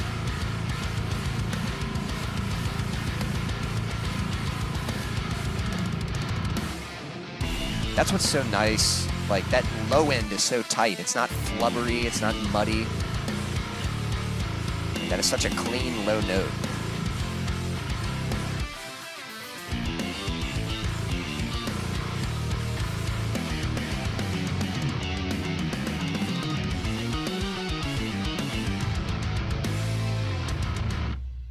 Kind of stinks that these little thumbnails or whatever, got in the way, because I remember that ending being really cool. Some of the noodling happening there, but yeah, that's a great video right there. Yeah, I've listened to this song a lot. Have recently practiced the mixing the stems. That's right. I think this was the song that he did for the Nail the Mix session. I purchased that session as well. Learned a lot from that. That was, that was so great. But it's kind of funny. I almost, like, I never really mixed it myself. I kind of like, practiced a few things along, but I took more so the concepts he was talking about and tried to translate it for my own songs. But yeah, that was a great session of Nail the Mix for that. So sweet. All right, cool. Well, let's see. I tell you what, I'm gonna play one more instrumental for you, and then maybe we'll react to like one more video. Maybe we'll check out one more song, and then I might have to call it a wrap. But Stan says, "Man, that's awesome. Thanks for giving me the opportunity to try bass." Well, you've been doing great at bass, so Stan, I think if you wanna play like that, I think you just need to shave your head. You know, you've already got the glasses and the beard, so maybe if you shave your head, you'll be able to play just like that. So, but no, Stan, you've been doing an awesome job on bass, doing great, and as you can see, I know I had advised Stan to play with a pick. Because Stan was learning guitar first and then playing bass for us, but and you can see Nolly is using a pick, and for this particular style, like I think for metal, I think bass with a pick sounds great. Now there's some great bassists like Evan Brewer and Dan Briggs. I'm pretty sure they don't use picks, but I would consider them like real bassists. You know, myself, like I can technically play bass, but I'm a guitarist, and so yeah, so. Stan says that's next for me. But yeah, so when I play bass, I prefer to play with a pick just because that's the technique I use for guitar. So I think my bass playing is going to sound better with a pick. But I use Nolly's advice. He suggests using a slightly thinner pick, like a 0.60 millimeter thickness. Let's see here. Yeah, he's changed some things on his mixing from back then, such as snare reverb and other things. Yeah, that discussion he was having with Jordan, I heard him mention that he kind of tried a few things. I think he said he still generally does like the top-down mixing, but it does sound like he's kind of experimented with a few other things, tried out a few other techniques, and does some different stuff. So it'd be great. I would love it if they got him on for another one. I'd say it's about due time. You know, that one was quite a few years ago. So if he did one for like a P5 track, you know, that'd be sick. So I would probably purchase it again. You know, I'd probably go for that. But we'll see. He has done some great, you know, free tutorials. I'm sure you've seen. I'm pretty sure you mentioned that in some of our conversations. But so maybe he'll do a free tutorial. You know, maybe he'll do one on YouTube. That'd be awesome. But you're right. Yeah, 2016. Yeah, was back when he did that one. So. So they could do another one, or you know, they might just release one online. Maybe they might have plans to do that. I don't know. We'll see. I'd love it if they did. All right. So let me go ahead. I'm gonna play another instrumental for you guys. I think we're gonna check out one more track, and then I'll play one last song, and then I think that's gonna be a wrap on the stream. That kind of rhymed. I'm gonna play an instrumental. Then we'll do one more track. I'll do another song, and that'll be a wrap. There we go. So working on my rhyming. Let's see here. What am I looking for? Let me get this song set up. Oh, yes. And James, since you've listened to this track, or listened to this album, I was going to ask you, if we check out one more song, which one of these three would you like us to check out? I've got Silhouette. I think I remember liking Silhouette pretty good, and I remember that one being a bit different than what we've heard so far. So there's Silhouette, there's Dying Star, and there's Wax Wings. So of those three songs, which one would you like us to check out next? Now, I've only got the audio tracks here, so it's not going to be a playthrough video. But let me know which you would like. Here is another instrumental for you guys. And now this one has been released. This is my song, Hard Goodbyes. I released this sometime last, I'm trying to remember. It was either, I think I actually released this in late 2021. So this one I released kind of a while back. But yeah, here's another instrumental for you. This one's called Hard Goodbyes. Here we go.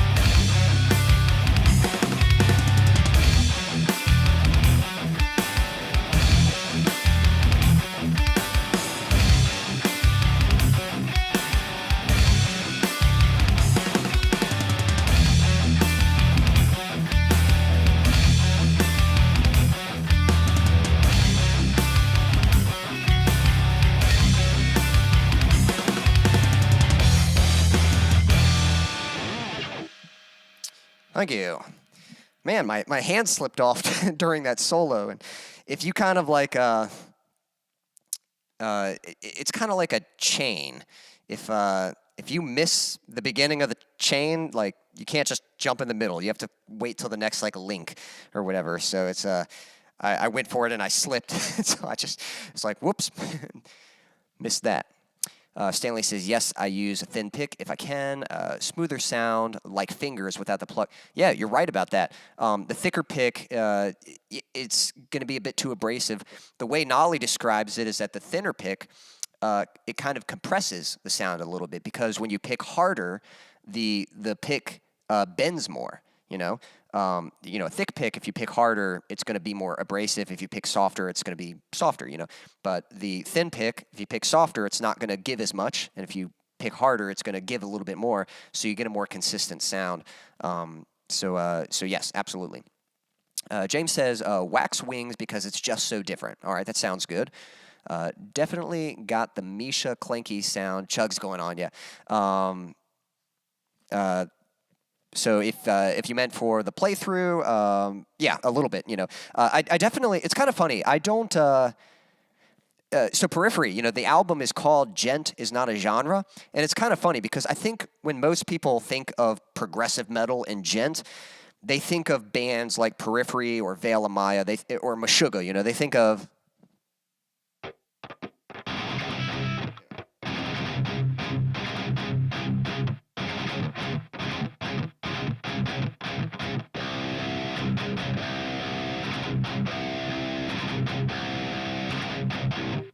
Like, that's the kind of music they think of, you know? But what I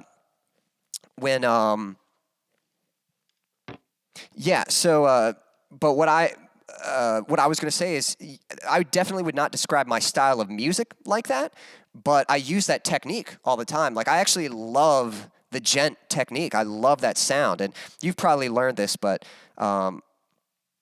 Yes, it helps a lot. I mean, part of it is the tone, because if you use the technique, and I'll share this, I'm not sure if Stan knows this, but basically, so for anyone who doesn't know this, so a regular palm mute, you know, if you just hit the chord open, you know, it rings out, but if you use your palm and you rest it on the bridge of the guitar, right where the strings meet the bridge, right there, you get that nice chuggy kind of sound.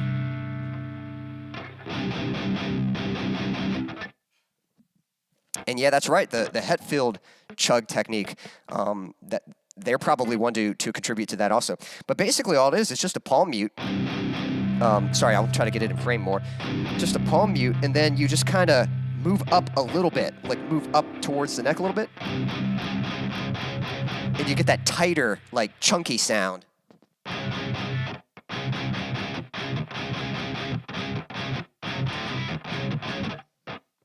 And I love that sound. I love that I love that chunk and that just tight sound. And so now guitar tone definitely helps some.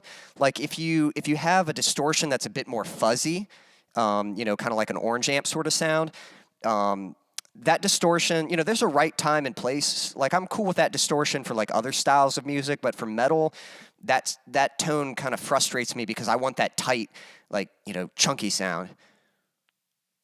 Okay, so I'm kind of surprised you hadn't heard that, James. I thought like everyone who listened to Periphery knew that, because Misha, he's taught that before. He's done like guitar lessons. But yeah, that's a big part of how you get that chunky tone is you just move your palm up a little bit.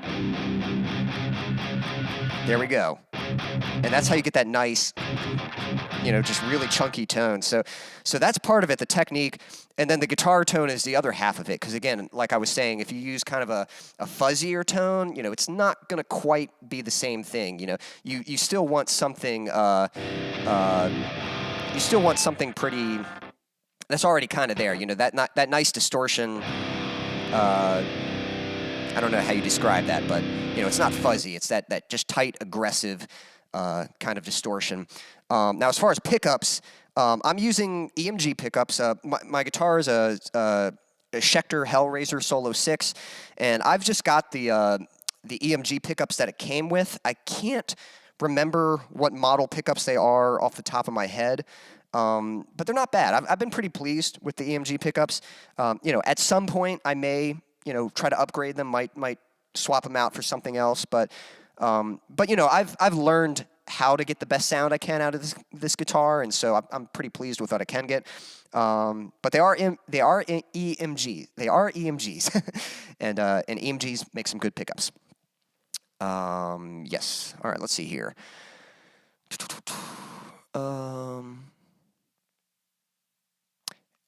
Okay. So that's definitely like you said, the clanky sound from Misha. Yeah, I definitely use that technique. And I'll alternate. There's certain sections where I want more of that warmer sound, and then there's certain sections where I want that chunky sound. So in that song, yeah, I'm definitely using that technique. James said wax wings, and then Stan said I was going to say wax wings. To me, sounds intriguing and makes me want to hear it. So great, we'll check out wax wings. Let's see. Timing on that move. Yep. I see. Always wondered. You showed me on acoustic for "Blessed Be Your Name," so I might have mentioned that with how to palm mute. James says, "I'm not a guitarist, so I know it when I hear it, but not exactly how it's done." Interesting. Yeah, I maybe I assumed that from somewhere. So I thought maybe you did play guitar or something like that. So, but maybe I had that wrong. But yeah, I bet that would make sense. It would make sense as a like when you're searching the internet, if you're looking more from the mindset of a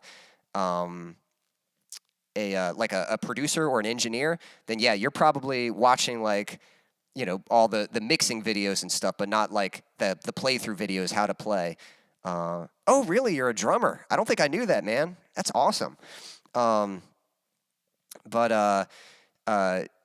Yeah, so for me as a guitarist, especially back when I was first getting into progressive metal bands, I was just looking up all these, how to play, Periphery, how to play, just Periphery guitar lesson, the Faceless guitar lesson, Between the Buried and Me guitar lesson. I was looking up as many guitar lesson videos I could find from those bands, and Misha did one a while back talking about how to get that gent sound, and that's a big part of it, which I think Meshuggah, I think they're the ones who used it, so maybe he got it from them somewhere. I learned it from him, but I think he got it from Meshuggah. And then as far as EMG 81s, I think this is some kind of variant of 81, EMG 81, and then it's got some other numbers or letters next to it, but I don't think they're actually 81s because I am familiar with the EMG 81s. I know those to be really good pickups.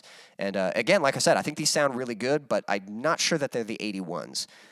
Those might sound even better. So used to play acoustic though, but could never get to grips with an electric. Yeah. I had actually learned on an acoustic first. My brothers and my dad, they all play guitar, and but they're typically into more country, bluegrass, that kind of stuff.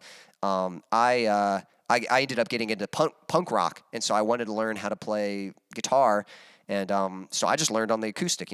For me, it was really just the chord movements. That was the most satisfying part. But it was definitely nice because there was an electric guitar at our church. So every time we went to church, it was yes, I get to hear what this sounds like on an electric guitar. I'd be playing on acoustic all week long, and then I'd get to go to church and hear what it would sound like with distortion on an electric guitar, and it was always really satisfying. So I didn't get my first electric guitar till I was 20 or 21. It was back in 2011, I think was the year. So, and this was my first guitars. So I got it back at that time. At the time, I just borrowed from a lot of friends and stuff, other friends who had electric guitars. I just played theirs. So let's see. Yeah, probably from the 7-string or Andy Sneap forums. Yeah, they were all used to hang out, which I was a part of that many years ago before Facebook, etc. Yeah, I remember hearing about that. Lots of forums, the Andy Sneap forums and stuff. Again, I was never a part of that. Never saw any of that, but I've heard stories. I've heard tales. So. All right, guys, let's check out this last track, and then I'll play one more song for you guys. So we're gonna check out the song Wax Wings. Now, I have heard this song, but I'll probably remember it once I hear it. I've only heard it once. Like, I literally just heard it last night. So here we go. This is Wax Wings by Periphery. In 3 years, we've grown After to this $1 ad. million business, and we could not have done it without Block Advisors. Skip.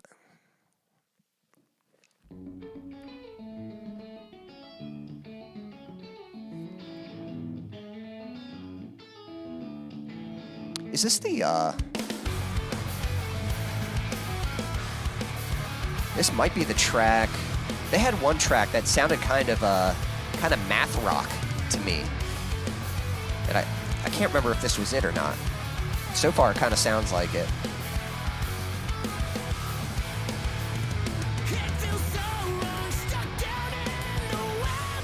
Like that tone they're using, like I think they're probably using single coils, wouldn't you think?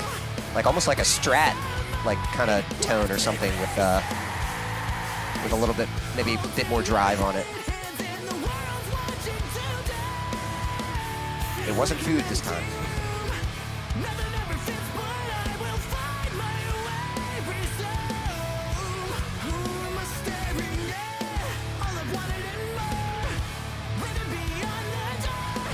I know this is kind of a tone, you do hear this in a lot of other like progressive metal bands and like math rock bands. It's kind of that kind of tone, that very stringy.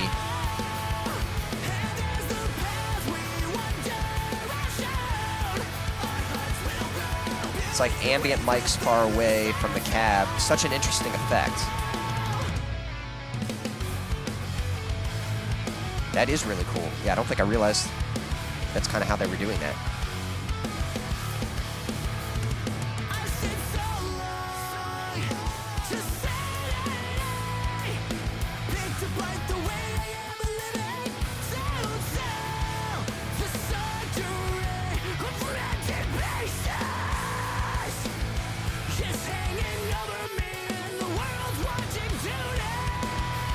Good vocals from Spencer. There we go. Little palate cleanser.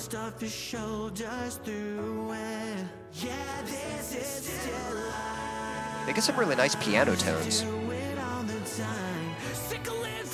And they do a good job with the string stuff too. So I'm pretty sure all that's programmed.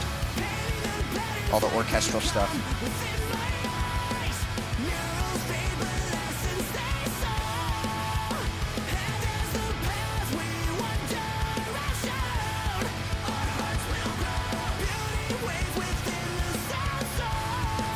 Yeah, that pop influence.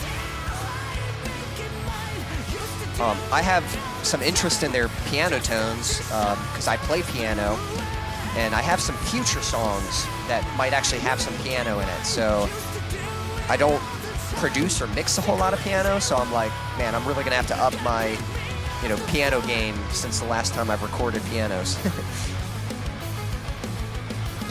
So I just need to find a good tone for my piano stuff.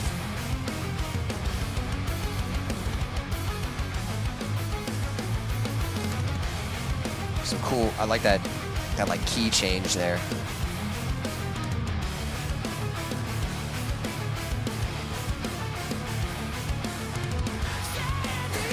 Yes, I love the album title as well.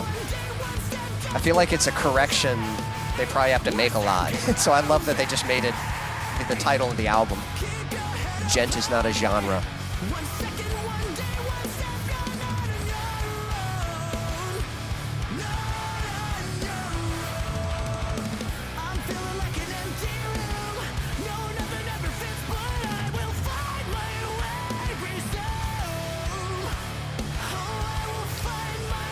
A lot of people did say that. A lot of people are like, yeah, I listened to Gent. And they meant, when they said that, they meant bands like Periphery and Bela Maya and that kind of stuff, Stan says he likes it. He's digging it. This part's pretty. Yeah, ain't over yet. We still got 3 minutes left.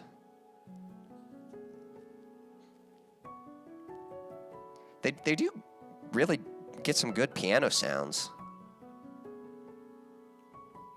Like those are some pretty keys right there.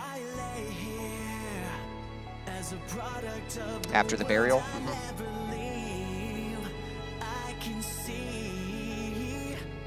My life is crashing down, it's been a while. My mind is racing for a million miles.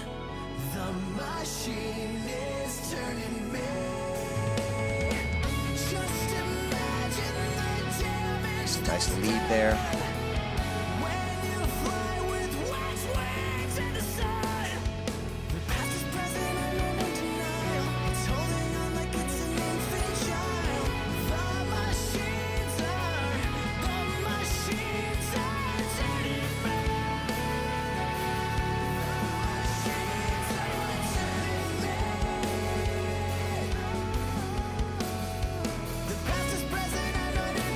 Spectrasonic's Omnisphere is great for piano sounds, although it costs a fair bit. It's a VST plugin. I do have let's see if I can find it. I had a buddy, and we bought an interface, and it came free with, let's see if I can find it.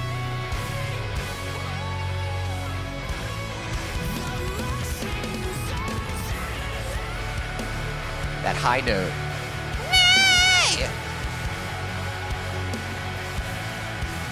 He's still holding it out. It's just like fading in the background.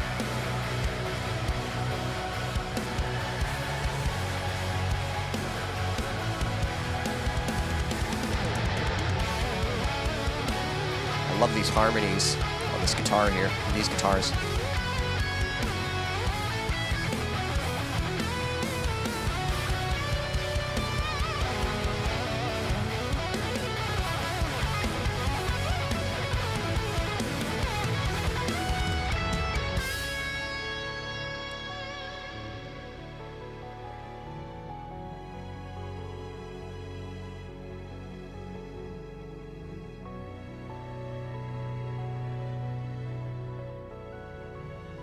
Yeah, addictive keys. I don't know if you've ever heard of addictive keys, but I remember looking into piano sounds a bit, and they had some pretty good ones, and so we got that for free. I haven't really gotten to play around with it much, but so I'm hopeful. I'm hopeful that with that, that I can get some good sounds, but we will see. Native Instruments Complete is free, though that probably has all you need. Okay, cool. Easily add video. Oops. All right, let me catch up here. Love his vocal melodies in the part. Literally gives me goosebumps. Yep, good stuff. Addictive keys from TuneTrack? It might be. I'm not sure. I'm looking at it in my DAW right now.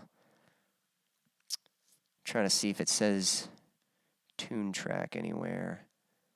I don't see TuneTrack, but maybe it's from them. I'm not totally sure. But yeah, it's a VST, and like I said, I haven't really gotten to play around with it much, but I'm hopeful. Hopefully, I can get some good sounds out of that. Stanley says, "I love." Oh man, I think it disconnected again. It should reconnect in a moment here. Man, that usually doesn't happen during these streams. Okay, let me know if I'm back. Gonna wait. All right, let me know if I'm back. I think it disconnected again. Actually, I might be able to type. You might see it faster. I think it stopped. Whoops. Stopped again. Am I back? Okay, Stan's giving me the thumbs up, so I guess, yeah. I was about to type that, but I'm guessing the thumbs up is approving, so. Cool. But yes, yep, song length doesn't really matter, it just needs to be engaging, so. Good stuff. Well, guys, this has been great. I've really enjoyed chatting with you guys. I'm going to play one more song for you, and then I think that's going to be a wrap on the stream. So awesome stuff. Let me get my backing track set up here, and I think we're just about good to go. Okay, cool. Yep, one last song for you guys, and then we will tie things up.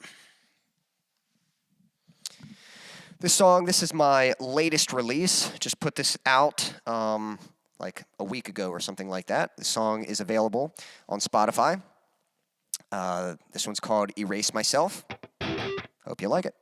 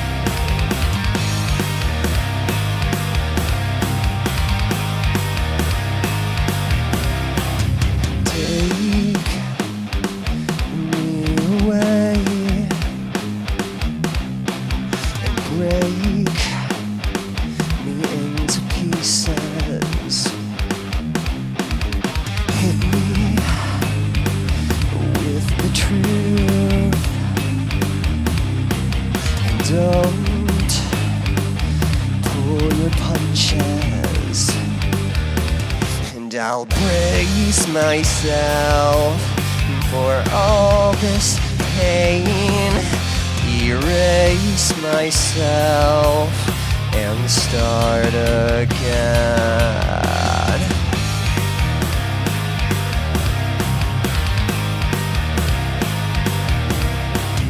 Grab a hold of me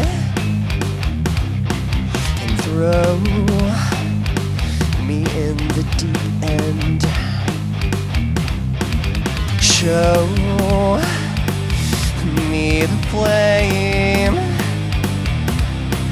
that burns inside of me, and I'll brace myself for all this pain, erase myself and start again, and I'll face myself with honesty, erase myself and start again. Yeah, yeah.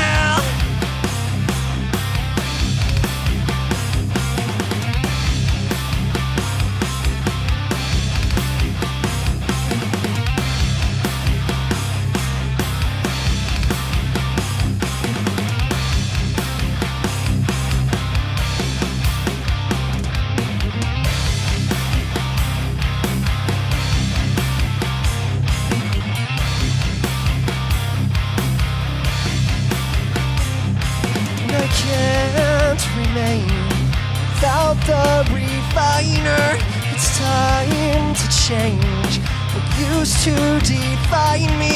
Resist the pain, I have to keep fighting. Ignite the flame that's deep down inside me.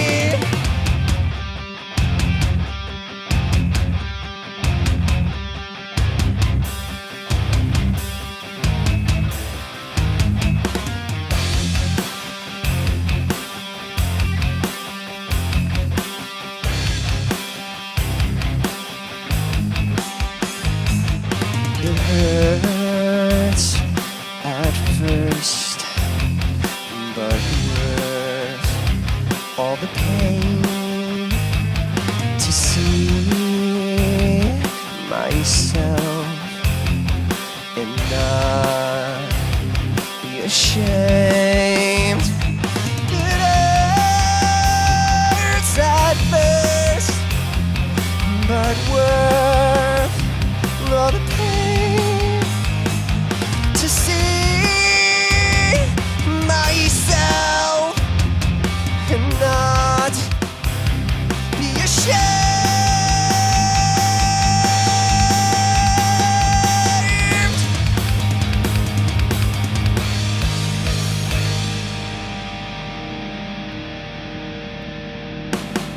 And I'll brace myself for all this pain, erase myself and start again, and I'll face myself with honesty,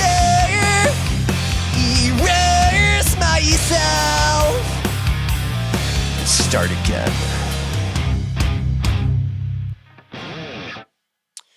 Thank you. Again, that one's called Erase Myself. And that song is available on Spotify, AppleMusic, YouTube, all that stuff. So, all right, let's see here. Stan says, pick slide. Yeah, thanks, Stan. Stan likes that.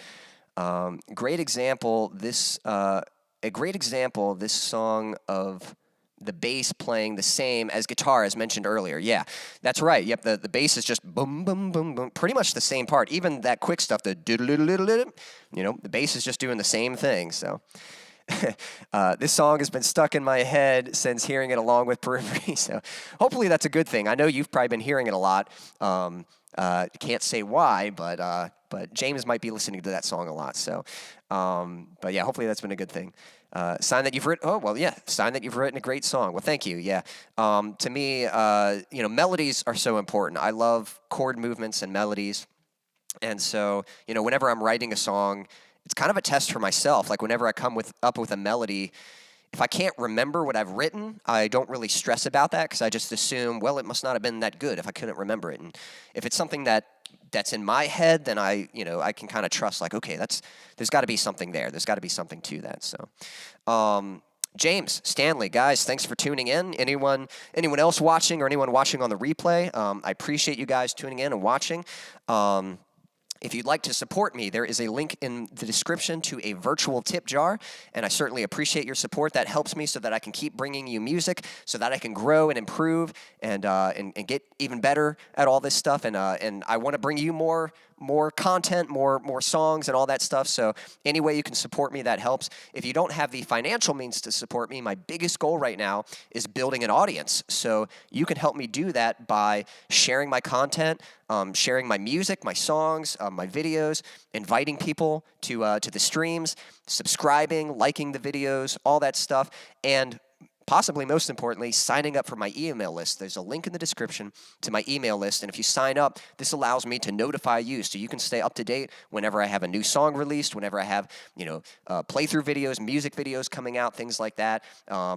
Eventually when I'm releasing like merch and stuff like that, you can stay in tune with all that stuff by signing up for my email list, link in the description. So, guys, thank you so much for tuning in. James, this was a lot of fun. Really enjoyed chatting with you. Stan, I always appreciate you tuning in. And anyone, even Daniel, just tuning in for a little bit. I appreciate your support so much. I can never stress that enough. This is going to be it. I'm going to be signing off, but thank you so much. I hope you all have a wonderful evening or morning, afternoon, night, whatever time it is, wherever you are in the world. Until next time.